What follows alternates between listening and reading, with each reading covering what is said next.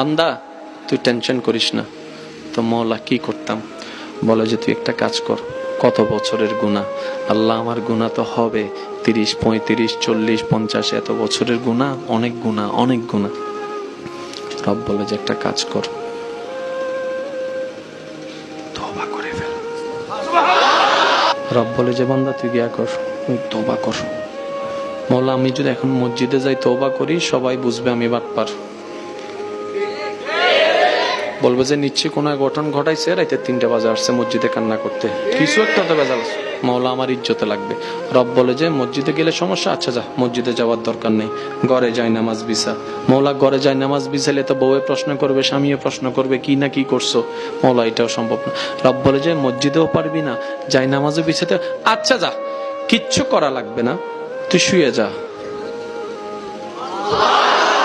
তুই তোর বিছানায় শুয়ে যা। মওলা পাশে তো আমার স্বামী আছে, পাশে তো আমার বউ আছে, পাশে তো আমার বন্ধু আছে, পাশে তো আমার ভাই আছে, পাশে তো আমার মা বাবা আছে, তারা যদি শুনে ফেলে।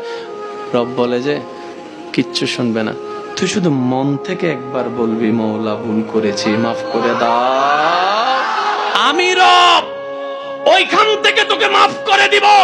আওয়াজটা কাউকে শুনতে দিব না, কারণ আমি চাই না আমার কোন বান্দা বেইজ্জত হোক, আমি চাই না আমার কোন বান্দা অপমানিত হোক কারো কাছে। তোর দোষগুলো আমি গোপন করে এমনি মাফ করে দিব, ফেরেশতারা খবর হবে।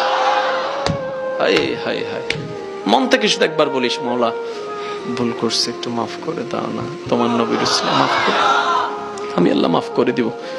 ফেরেশতাও খবর পাবে না।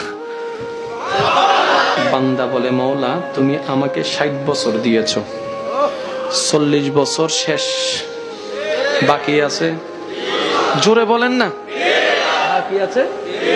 এই 20 বছরে আমি আমারে ভালো করে চিনি, 20 বছরের ভিতর আমি 19 বছর 11 মাস 29 দিন লাগাতার গুনাহ করবো, যে আমি আমারে চিনি। ওই একদিন যেটা আছে সেটার মধ্যে 24 ঘন্টাও সওয়াব কামাইতে পারবো না, 1 মিনিট 1 সেকেন্ড কামাইলে কামাইছি, নাইলে নেই, কারণ আমার উপর আমার ভরসা নাই, আমি এত বড় বাটপার।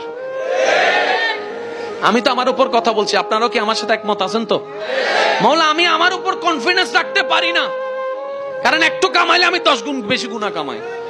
তাহলে 20 বছর আমার গুনার পাল্লাটাও ভারী হবে, তুমি দয়া করে মেহেরবানি করে মাফ করে দিয়েছো, এটা তো বুঝলাম। তো জান্নাতে যাইতে গেলে তো অনেক সওয়াবের দরকার, নেকির পাল্লা তোলার জন্য সওয়াবের দরকার আছে, তো মাফ না করে দিছো, আমি এখন সওয়াব পাবো কই?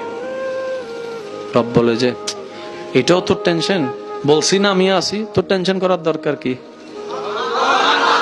রব মাফ না করে দিছে, এখন কি করবা?